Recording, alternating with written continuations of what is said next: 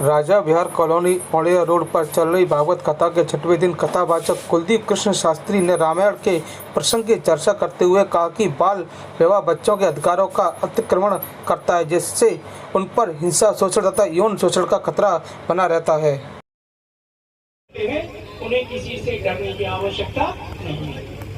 मैं यहाँ जिस काम के लिए उपस्थित हुआ, माननीय जिला कलेक्टर महोदय श्री अनिल अग्रवाल जी के निर्देश में कैलाश सत्यार्थी चिल्ड्रन फाउंडेशन और मंजरी फाउंडेशन के सहयोग से धौलपुर जिले में एक विशेष अभियान चलाया जा रहा है और इस अभियान की जानकारी भागवत कथाओं में जानकर देने के लिए इसलिए चुना कलेक्टर साहब ने, क्योंकि बहुत सारे संख्या में आप लोग इसमें शामिल होते हो। हम सबको ये पता है कि ये छोटे छोटे बच्चे, ये छोटी छोटी बच्चियां भगवान और देवी का रूप होते हैं। मानते हैं कि नहीं मानते हैं? हम सब लोग हम इनकी पूजा भी करते हैं। हम कैसे कहते हैं कि इनमें तो भगवान बसता है, लेकिन फिर भी हम पुरानी परंपराओं, पुरानी कुरीतियों, पुरानी रूढ़िवादियों, किसी भी परिस्थिति के चलते हम लोग कम उम्र में इनकी शादी करने का पाप कर बैठते हैं। आप सब कथा में भागीदार बन रहे हैं, तो कथा में भागीदार बनने से ही आपको भगवान का लोक प्राप्त नहीं होगा।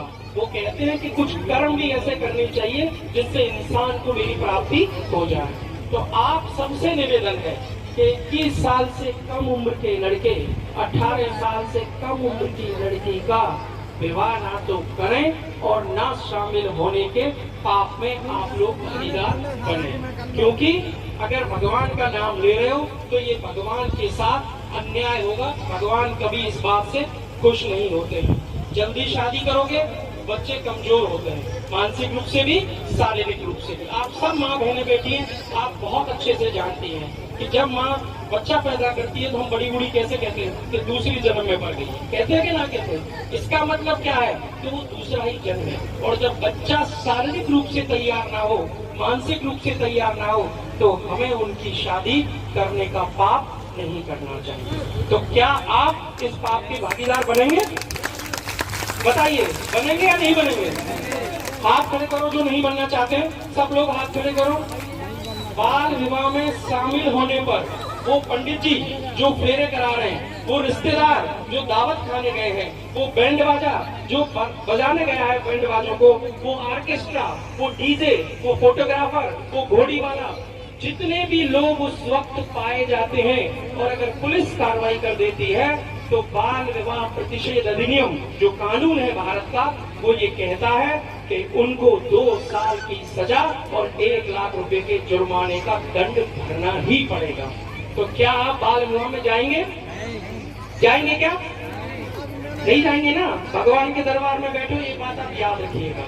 इतनी सी बात कहने के लिए मैं यहाँ प्रस्तुत हुआ हूँ।